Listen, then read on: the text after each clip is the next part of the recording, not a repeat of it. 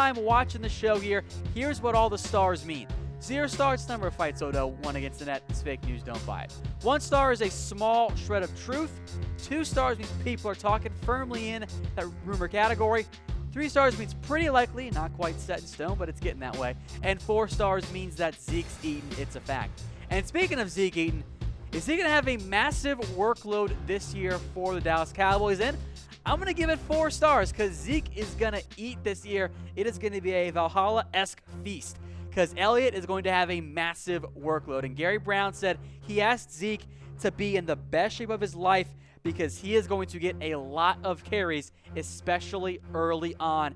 And Zeke's on board with that. Now, the Cowboys offense will once again focus almost exclusively on getting Zeke the ball early and often. He is going to get a ridiculous amount of carries. Had he played all 16 games last year, he was going to be on pace to put up 387 carries, plus quite a few receptions. He would have easily passed 400 yards, and I think, or touches, excuse me, 400 touches. I think he'll do the same thing this year. Elliott is going to be the focal point of the entire Cowboys offense. So with that in mind, could Ezekiel Elliott win MVP this year for the NFL? I'm only going to give it 2 stars. I like the idea, but there are some things that I think make it unlikely. Namely, that the MVP almost always goes to a player on a top team. Maybe the Cowboys are that, maybe they're not. And oh, by the way, we've seen it year in and year out.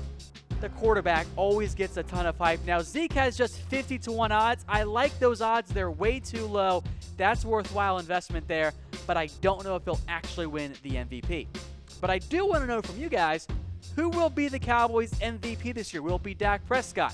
Will it be the entire offensive line? Will it be Zeke? Will it be a defensive player like Sean Lee? Let me know in the comments section. And subscribe to our brand new Cowboys Report YouTube channel at chatsports.com/CowboysTV. All of our Cowboys coverage all in one spot. We'll stick on the offense now for our next rumor, are Michael Gallup and Dak Prescott meshing early. I'm going to give it 3 stars, not quite set in stone, but it certainly seemed that way at minicamp and at OTAs. And Gallup showed the ability to separate against defensive backs. That is a big check mark for me. A big thing Dak needs is a receiver that gets open on his own. Other players that kind of stood out a little bit more than everyone else. Lance Lenoir and Blake Jarwin plus Gallup are all seeming to be on a pretty similar page. It's a promising sign for those guys as they try to make a bigger impact this year. Now, Allen Hurns, of course, Beasley, Gallup are roster locks. T-Will, we'll see about that suspension. If it happens, then maybe he's gone. If not, I don't know. Deontay Thompson's going to play a big role potentially as a deep threat, same with Ced Wilson, Tavon Austin, Noah Brown, Lance Lenoir. It's a lot of guys competing for, I think, at most 7 spots among those guys we just discussed. But, folks, let me know who will be the Cowboys' #1 wide receiver this year. One went on the quarterbacks and Dak and the wide receivers as well. They all took a nice little trip together away. I like that idea. Get that chemistry going.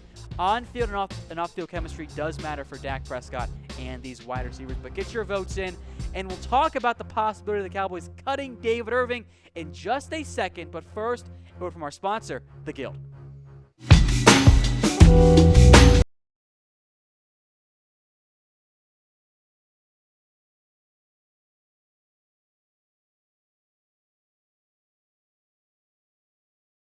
David Irving, I'm going to go ahead and give this one 4 stars. So as people from the Cowboys' own website, so is Dallas Morning News, it just doesn't seem very likely. And I get why some of you would like to see David Irving cut. But from the Cowboys' perspective, they're going to give Irving another chance. And they're not going to cut him, A, because he's not that expensive. He's very young, and he's a good football player. We know the reality of the NFL is you get a lot of extra chances if you're a talented player, and that's what David Irving is. Look at that defensive tackle depth chart here. Without David Irving, it's not very good. Malik Collins, now you're banking a lot on Jihad Ward.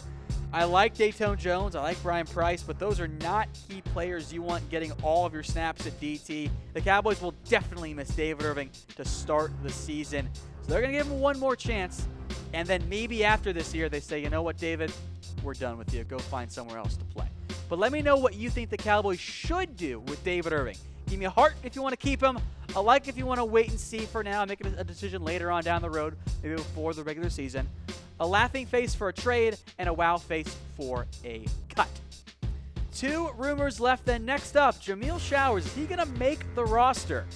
I'll give this one 2 stars because the Cowboys keep trying to make Showers happen, and I'm not really sure why. The Cowboys have always liked Showers. I think special teams is a key reason why, but the Dallas Morning News says, hey, he could be a surprise player to make the roster, and I think it's mainly because the Cowboys are really thin at safety. I like their top 3 guys in Jeff Heath, and obviously I like Xavier Woods and Kevon Frazier, but then it's Cam Kelly, an undrafted free agent, and then it's Jameill Showers as well. It's a very thin unit for the Cowboys. If they're going to go 4 and Cam Kelly does not wow in the preseason, it might end up being Jameill Showers. It's not the route I would go, but he's got a real chance to make this roster this year after hanging out on the practice squad for the last 2 seasons. One final rumor then is Leighton Vander Esch, the biggest minicamp loser for the Cowboys. I'm only going to give it the 1 star. I get why Cowboys Report said this was the case, and he is definitely a loser for the Cowboys because he's been hurt with an ankle injury, and that's a big blow for him and for the Cowboys trying to get him up to speed. But the biggest loser is David Irving, right? Like, that shouldn't really be much of a debate there. Irving is your biggest loser because of the suspension, because of being overweight, not quite being up to par with what the Cowboys expect from him. So, Vander Esch is a loser, but he's not the biggest loser.